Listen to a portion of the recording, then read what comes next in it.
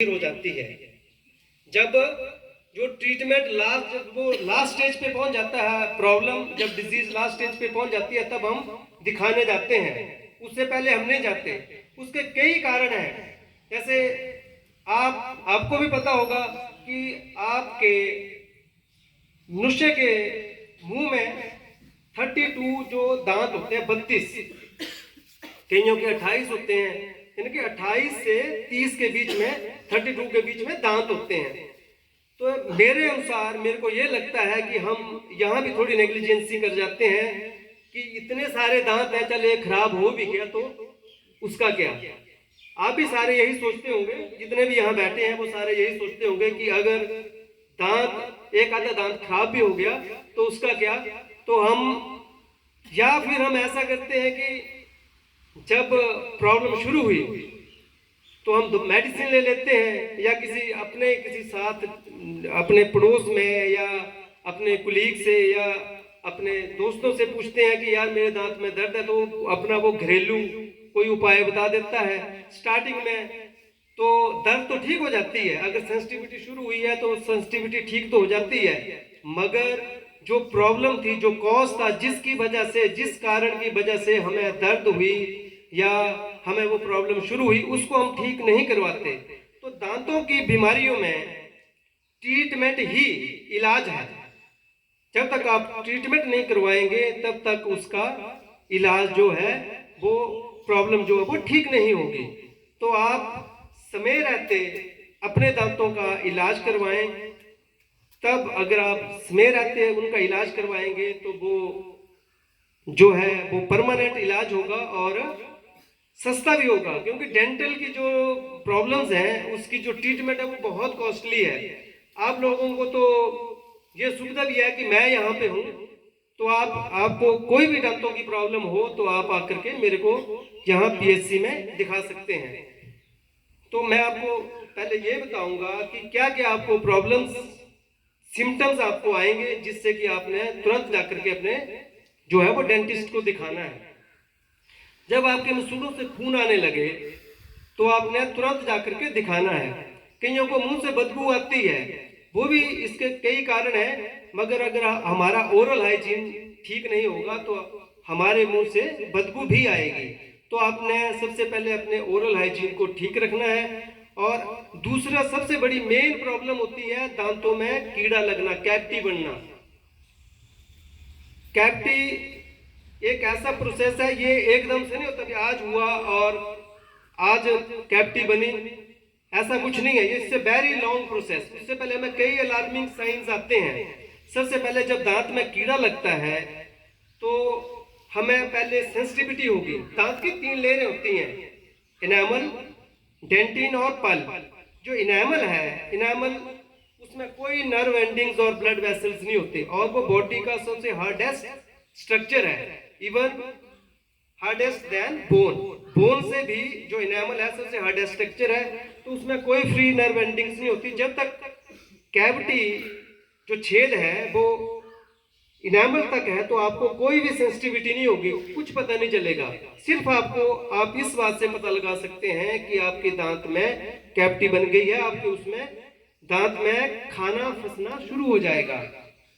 फिर दर्द नहीं होगी मगर खाना फंसना शुरू हो जाएगा। फिर आप उसको निकालते हैं टूथपिक से या किसी और से, मगर उसकी ट्रीटमेंट नहीं करवाते। जब खाना फंसना शुरू हो गया आप तुरंत अपने नियर बाई डेंटिस्ट से कंसल्ट करो और उस दांत की अच्छे ढंग से फिलिंग करवाओ, भराई करवाओ। तो हमेशा के लिए वो आपका दांत जो है वो सुरक्षित रह सकता है, बशर्ते आप ढंग से अपना ओरल हाइजीन मेंटेन करें।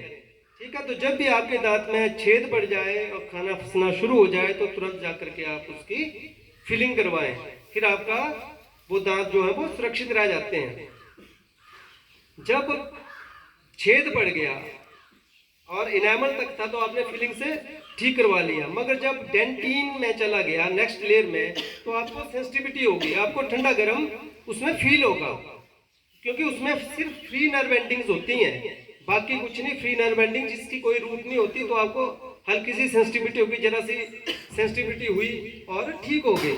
तब भी हम परवाह नहीं करते हैं और ऐसे चलने देते हैं। मगर जब इन्फेक्शन, जब वो कैविटी चलते चलते आगे पल्प तक पहुंच जाती है तो फिर जो है हमें पेन शुरू हो जाती है, दर्द शुरू हो जाती है।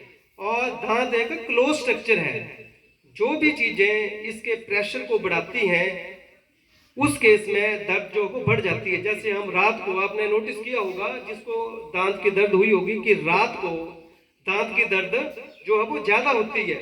जब हम लेटते हैं तो प्रेशर, ब्लड का प्रेशर बढ़ जाता है और जो दांत एक क्लोज स्ट्रक्चर है तो उसकी वजह से उसका प्रेशर बढ़ने की वजह से दर्द जो वो बढ़ जाती है। जब हम गर्म चीज लेते हैं तो उसकी वजह से भी ब्लड प्रेशर बढ़ जाता है, तो हमारी पेन जो वो बढ़ जाती है।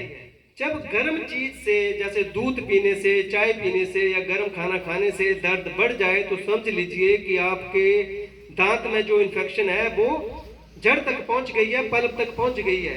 तो उस टाइम आप फीलिंग नहीं हो सकती, मगर फिर भी इस स्टेज तक भी हम दांत को बचा सकते हैं। मगर ये एक बहुत टाइम कंज्यूमिंग और बहुत कॉस्टली प्रोसेस है जिसको हम बोलते हैं आरसीटी। आरसीटी से हम दांत को बचाया जा सकता है इस स्टेज पर भी।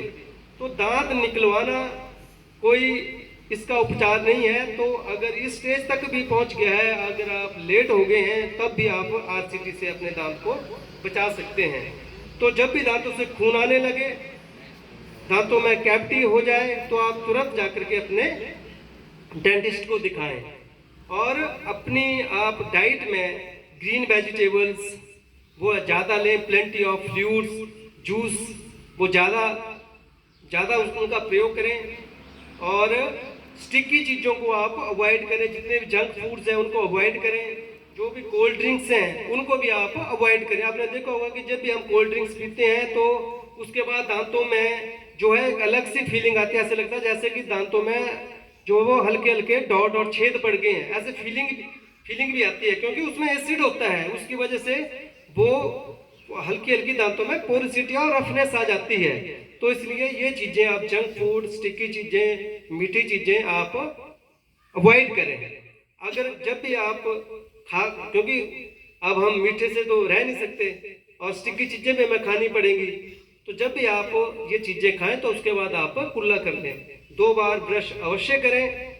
और जो है ये जितनी भी जो स्टिकी और ये चीजें हैं, जो कोल्ड ड्रिंक्स वगैरह, जंक फूड्स हैं, उनको अवॉइड करें। मेरा एक यूट्यूब चैनल भी है जिसपे मैं जितने भी यहाँ नियर बाई पब्लिक है, और वैसे भी क्योंकि यूट्यूब तो पूरे उसमें से चलता है, तो मेरा यूट्यूब चैनल है जिसमें मैं डेंटल अवेयरनेस के रिगार्डिंग और जो ट्रीटमेंट हम करते हैं और कैसे हम दांतों की बीमारियों से बच सकते हैं, उसके अपने यूट्यूब चैनल द डेंटल गुरु में मैं डेंटल अवेयरनेस के बारे में छोटे छोटे क्लिप्स या वीडियो मैं डालता रहता हूँ लोगों को, आप सभी लोगों को अवेयर करने के लिए। तो आप मेरे चैनल द डेंटल गुरु को भी सब्सक्राइब करें। और कोई भी आपको प्रॉब्लम हो एट एनी टाइम तो आप मेरे से नियर बाई ये आपकी जो पीएससी है, पीएससी सेरा, वहाँ पे आकर के आप दिखा सकते हैं। मेरी जो सेवाएं हैं उनका आप लाभ उठा सकते हैं। धन्यवाद, थैंक यू।